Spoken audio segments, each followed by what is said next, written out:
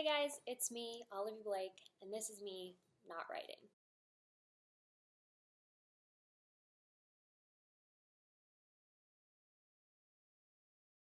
Okay, so today I have made the Tau Capimu signature cocktail, which involves this Youth in the Morning tea. It looks purple right now, but it's pretty blue. And this cocktail, Death in the Afternoon. It's purple, it has flowers, it is not as toxic as it looks. It's a little toxic. There is absinthe in here, so we'll see if I'm still alive at the end of this.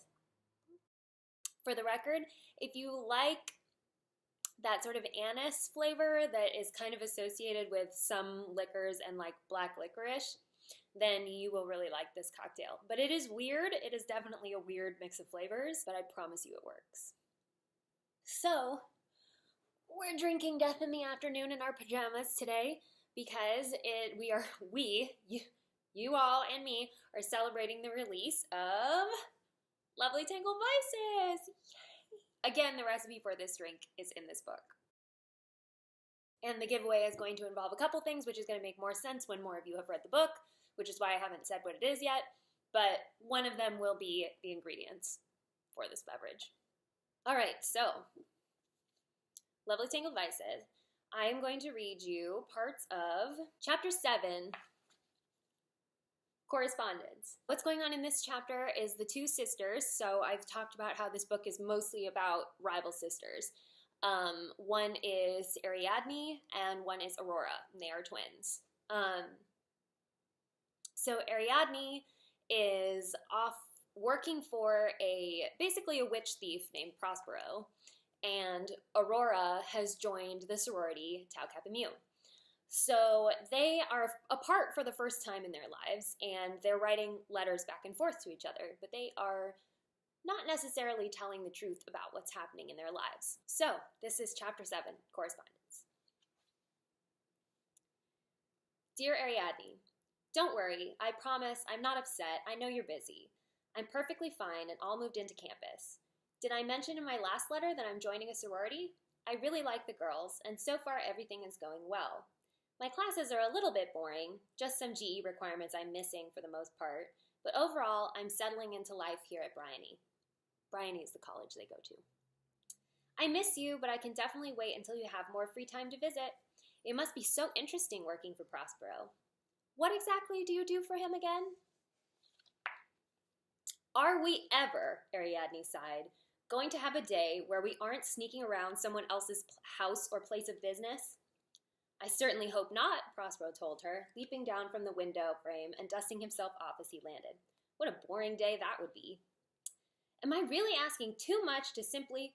Yes, he inserted curtly, and she groaned, following him as he swept past her into the house. What are you looking for? She pressed, watching him scowl at the map. We, he corrected her, not turning around. What we are looking for. He paused, glancing up. How have your manipulations gotten? Mental or physical? She asked, and he tapped his temple in answer. They're better, I think, she said.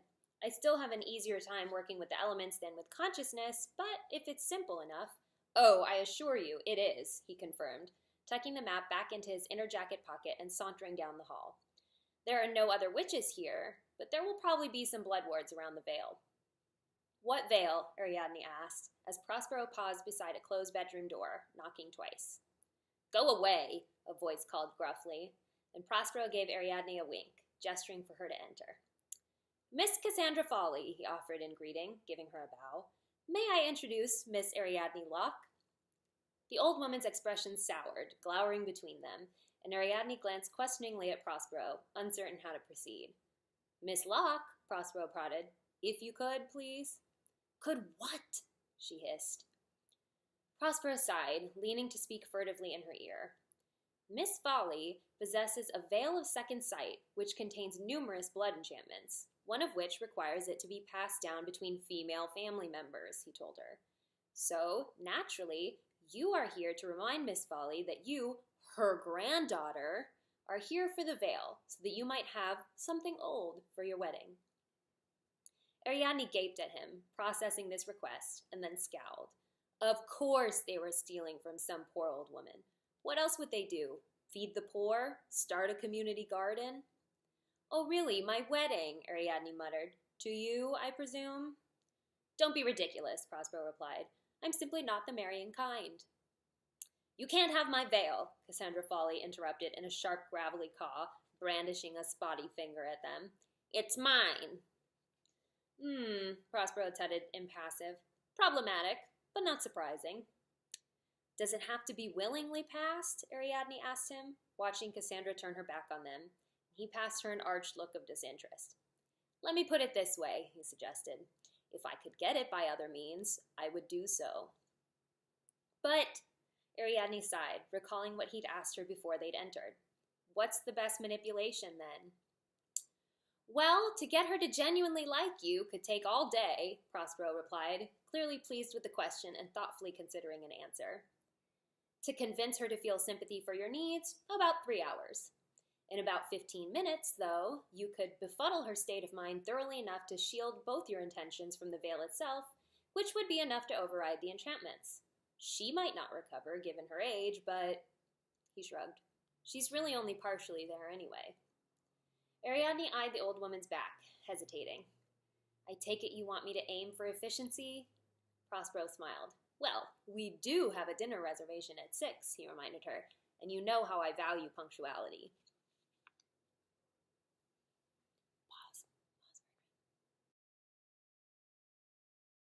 So, I should say, Prospero calls himself the Duke of Swindlery. So, this is not a Regency novel. This is just a modern witch who refers to himself as a duke, and they kind of go with it. Now, this letter is from Ariadne to Aurora. Aurora has just joined Tau Kappa Mu, where she has met the characters Celeste and Ella. Celeste is president, Max is VP recruitment, and Ella is vice president. Dear Aurora, my job isn't very interesting, just some errands here and there. I'm learning a lot, which is nice, but the Duke is a very busy man and I have almost no free time. I can't wait to come visit you, hopefully sometime soon. How are things at your sorority house? I can't imagine you in a sorority. How are you liking the other girls? That's enough for today, I think, Celeste said, rising from her seat in the chapter room to slam the herbal spellbook shut, nearly upending the progress Aurora had made in charting the different elements. You've got other work you need to do, I'm sure. It's nothing I can't handle, Aurora assured her. Just GEs mostly and an introductory philosophy course. If I could just... Look, Celeste sighed, tucking her books under her arms. There's an energy component here, okay? Magic is draining, and you don't want to overwork yourself right away. Right, ladies? She asked, glancing up at Max and Ella, who offered varying shrugs of agreement. Besides, Max contributed coolly, you're a pledge still, and you need to spend some time learning the traditions of the house. Have you picked a big sis, by the way? Oh, Aurora remarked, surprised. I didn't realize I got to choose. Of course you do, Celeste told her, though I thought it'd be obvious. Aurora blinked, and Celeste sighed. Me, dummy, Celeste informed her, rolling her eyes. Traditionally, Lady Superior's little sis is quite a privileged position. Unless you'd rather pick someone else, that is, she offered innocently, and Aurora fought a grimace, conjuring an overly broad smile instead. I'd be absolutely honored if you'd be my big sis, Aurora told her, and Celeste gave something of a bobbing curtsy, gesturing for Max to follow. We'll do more of this next week after chapter, Celeste told her, and as Max stood, she glanced over at Ella. You coming, Elle? Just a minute. Just in the middle of this, Ella said, gesturing to a carefully curated selection of cedar samples. I'd rather not be interrupted. Aurora glanced down, noting the arrangement.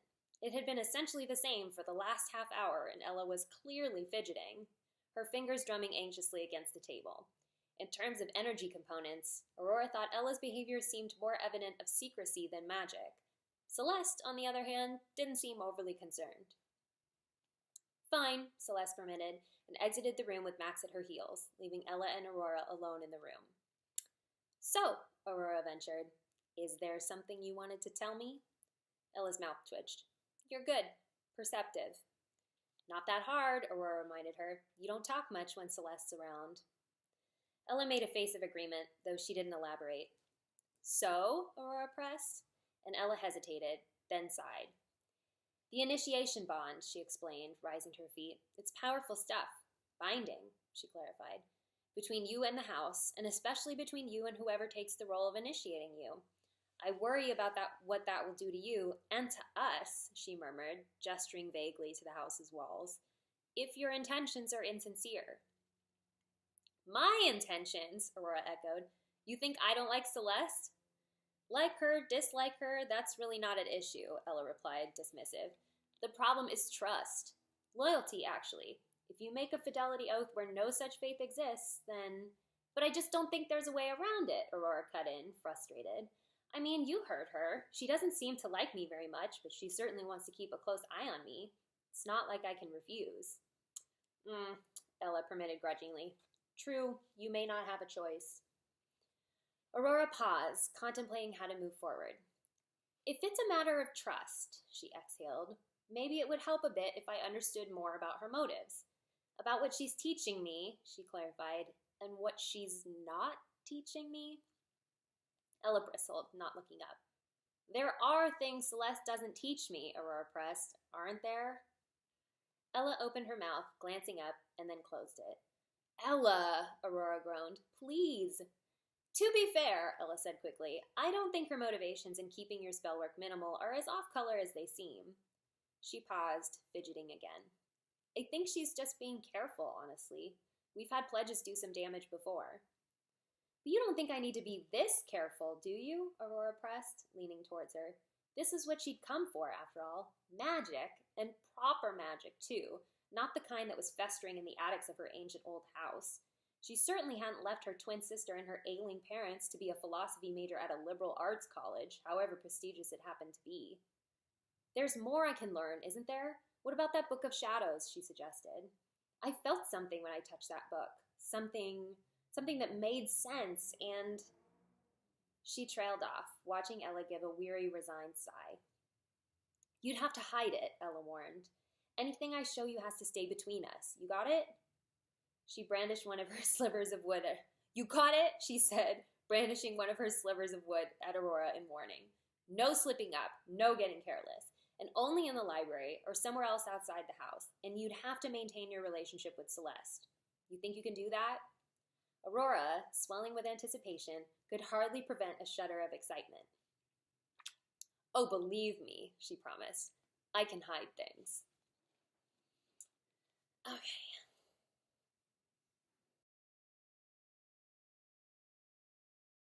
Dear Ariadne, I really love my new sisters, actually. I'm surprised myself, but people at Bryony are much, much different than they are in Knott's Landing. I just found out who my big sister, not you, obviously, my Talcap Mew big sister, is going to be. Her name is Celeste Marlowe, and she's actually the house president. She's totally great. I'm having a great time. I'm also starting to learn a little magic. What about you? Are you learning anything from Prospero? Why, Ariadne sighed, are we in a cemetery? Prospero, unsurprisingly, did not answer directly. Instead, he leapt gracefully over the low stone wall and began winding through the headstones, elegant brow furrowing as he squinted to read the various carvings.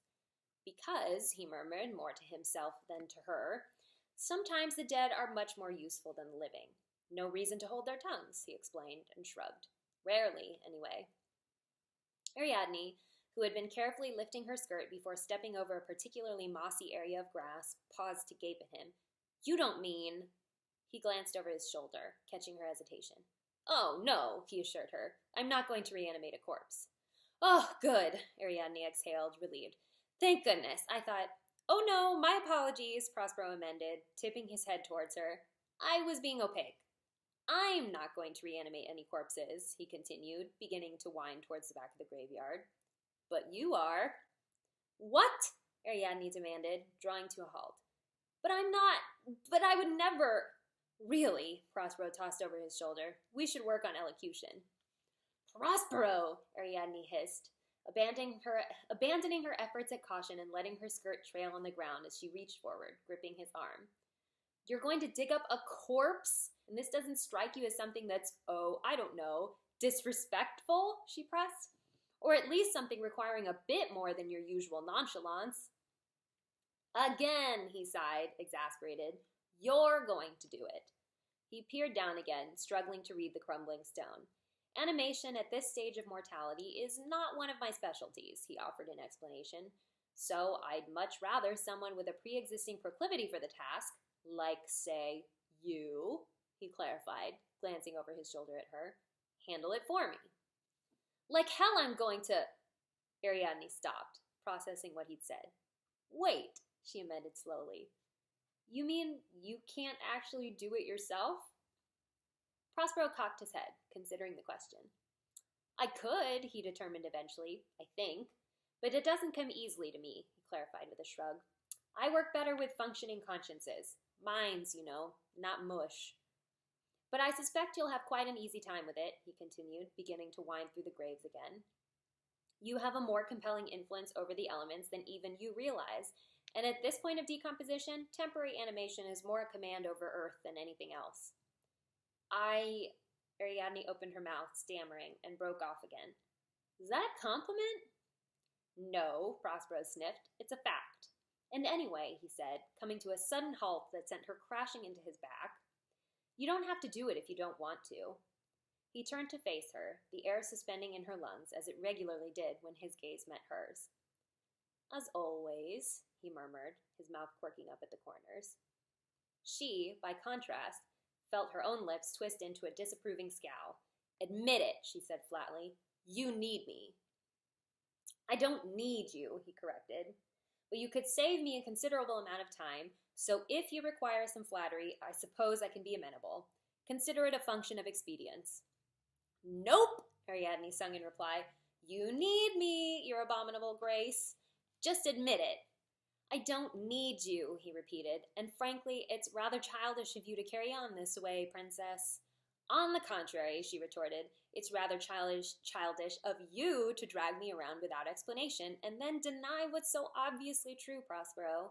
You need me, she repeated, and if you want me to do this for you, then you'll have to give me more than your usual act, don't you think? For a moment, his eyes flashed with something sharp, irritation, or possibly even anger, and she wondered if he'd lash out. Instead, he stepped closer, his gaze skating sharply over her. You asked for this, you know, he reminded her. You wanted the job, and the job is this. I do more for you than the job, Ariadne replied, and you know it. His fingers tightened at his side. That, too, is something you asked for, he reminded her, pivoting so quickly to enter her space she nearly gasped aloud. Or do you think I haven't noticed, he murmured, and all at once, a montage of indecency flashed through her mind again. It was a loop, a spiral, of the way she felt each time it was dark and still and quiet, of the many times and ways he'd been so close to her, and so close to being in her grasp. I never asked for anything from you, she told him, swallowing. No, he agreed. You wish it, and believe me, princess, I hear you. She held her breath, and he leaned forward, tilting her chin up and brushing his lips against her cheek.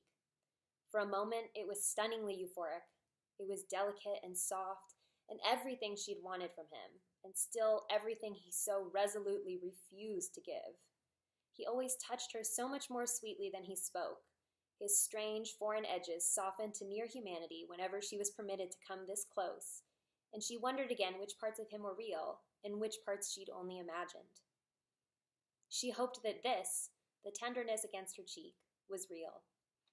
Do you know why you want me? He asked her, smoothing the hair on either side of her face. It's not because you love me, or because you have any feelings for me at all. It's because you associate me with power, with freedom, with magic, and with all the things you've never had before. It's also because you're lonely, he determined dispassionately, and you want to feel as if you're close to me, because otherwise you will be alone. The air in her lungs turned cold, and she tried to pull away, but he held her still. One day you will realize this isn't love, he went on, unrepentantly neutral. One day you will understand that what you want is to possess power of your own, and when you have it, you will no longer allow me to disappoint you. As it is, though, what I offer you is refuge, and the chance to hone your skills. He curved his hand around her cheek. It is rare I consider anyone a necessity, he added in concession, as if somewhere beneath many impenetrable layers of duplicity he'd meant to ease the blow he just delivered. Or, for that matter, anything of use at all. You are useful, Ariadne. I appreciate you for your use, and right now you may find that cruel, but someday you will understand it is the highest form of compliment I can give you. Ariadne closed her eyes. Do you really feel nothing at all? She asked him. It's so easy for you to close yourself off from distinctions. The lines between the living and the dead, between right and wrong, she said, gesturing to the grave they stood beside. Between true affection and lies, do they not exist for you? First of all, I'm not lying to you, Prospero corrected briskly, pulling away. And secondly, yes, it is precisely that easy for me. You can walk away, he reminded her. I won't keep you. But you and I both know that without me you have nothing. And with me, he trailed off pointedly, letting her fill in the blanks herself, and she sighed. With you I can raise the dead, she supplied quietly, and Prospero nodded, pleased. You, princess, can raise the dead, he agreed, and then he took a step back, gesturing to the crumbling headstone. Now, Aurora has a love interest. His name is Ian. Dear Aurora, I'm learning a few things, nothing too interesting, really. I'm so happy to hear you're enjoying your time in the sorority, even if it does still seem a little strange. How's everything else at Bryony? Are you enjoying the rest of the school? Any boys you like? Or girls, I suppose, if that's your thing. I'm breezy. I'm open. Ah, this one, Ella said, sliding a book from the shelf. She waved a hand over it, revealing a series of runes and handing it to Aurora. This is a good one to start with. It's from the early days of the Lock Coven, she added, watching Aurora shiver as she touched the spine. The spell books published after the late 19th century are notoriously suspect, given their devolution, but the early ones are based largely in traditional British practices. I always thought the books in my house had an odd feel to them, Aurora commented in agreement, frowning in thought as she opened the front cover. There's something vaguely, Ella frowned. Staticky? Yes, Aurora said, grateful for a word, albeit a nonsensical one, to put to the feeling. Something unsettled, I think. That happens, Ella confirmed, nodding sagely. Magic has a strange ability to corrupt over time when it's not cared for. Kind of like weeds, she said, shrugging. There's some caretaking involved, or else it begins to disrupt the foundation it grows from. What do you mean? Aurora asked, and Ella paused, toying with her thoughts. They say it manifests like mania at first, she said eventually. Witches who are irresponsible with their magic stop sleeping, stop eating. They become flooded with magic instead of life, in a way, she explained. They hear voices, start collecting trinkets, devoting their lives to a force that overtakes them, and the magic begins to use them instead of the other way around. Aurora shuddered with apprehension. It sounded precisely like what happened to her parents. And to prevent that, she asked. Conservation, Ella answered. Control. Compartmentalization, actually, is... Oh, shoot! Aurora cut in sharply, her eyes widening as she saw a familiar form enter the library through a gap in the shelves. She ducked around to the other side, gripping Ella's wrist and pulling her behind it. What are you... Oh, Ella said, stifling a laugh as Aurora watched Ian walk inside, glancing around the room before settling down at a nearby table. Hiding from someone? Is this a good time to learn invisibility? Aurora whispered desperately, and Ella chuckled again. Try this, she offered, and turned towards the highest windows, holding her hands in the formation of a triangle and refracting a portion of the light. See, she said, gesturing to Aurora's feet, which had disappeared from view at the altered position of her hands. I find it helpful to think of magic as something that exists like a chemical in the air, or an element in nature, Ella explained, as Aurora mimicked the formation of her hands, watching her bottom half come in and out of visibility. Rather than thinking about making myself invisible, I mean. It's less fanciful that way, Aurora murmured, pausing to watch Ian chew thoughtfully on his pen. Ella shook her head, giving Aurora's shoulder a sharp nudge. For a moment, when they touched, Aurora felt a jolt of something, a hazy rush, like déjà vu. It was a vague sense of dread, something best described as little more than a feeling. But while Ella appeared to have suffered something similar, she quickly put it aside, regaining her distance and orienting herself on the task at hand. Focus, Ella warned, a little uneasy. Though whether that was a consequence of the miniature aftershock or something else, Aurora wasn't entirely sure. Don't get distracted while you're using magic, especially not yours. It'll fester with your thoughts, root itself in your emotions. She paused and then added quietly, there's no telling what you'll allow yourself to do if you let it take over. Aurora blinked, recognizing it was a sensitive subject for Ella, and quickly dropped her hands. Sorry, she exhaled, swallowing. I was just... Ian glanced up, as if he could feel her gaze on him from afar, and she quickly threw her hands up, vanishing from sight. Hello, Ella called spiritedly to Ian, waving. Nice day, isn't it? He nodded uncertainly, his gaze traveling slowly back to where Aurora had been, and then returned his attention to his books, rubbing his thumb against his temple. Well, Ella murmured to Aurora, you're certainly in trouble, aren't you? Aurora was relieved the other girl couldn't see the flush in her cheeks. I'm not, she said, flickering back into view once Ian's attention was safely elsewhere. Nothing happened with him, and it won't. Ella turned, slipping her arm through Aurora's and leading her back through the stacks. You know, Ella told her, one of the most important things you can learn about magic, about anything, really, she amended carefully, is that once you put something into the world, you can't take it back. I learned that lesson the hard way. Aurora waited for Ella to continue, but she merely wove them through the stacks, lost in her thoughts. Sounds ominous, Aurora remarked, aiming to lighten the mood, but Ella didn't smile. Just something to bear in mind, she said, and did not elaborate. So that was a little of Lovely Tangled Vices. Just really wanted to read that to you today. Next week, I have a question about characterization and stuff, so we can talk about female characters if you want to. Someone at some point mentioned something about doing the Olivie personality test, but with my original work. If you want to do that, we can do that. But yeah, so... Oh, my flower garnish is stuck here. But anyway, do let me know if you read the book, you enjoy it, if you try the cocktail. Let me know about anything. I'm always here, the usual. Yeah, that's all. So once again, this has been me, Olivie Blake, not writing, and I'll see you next week.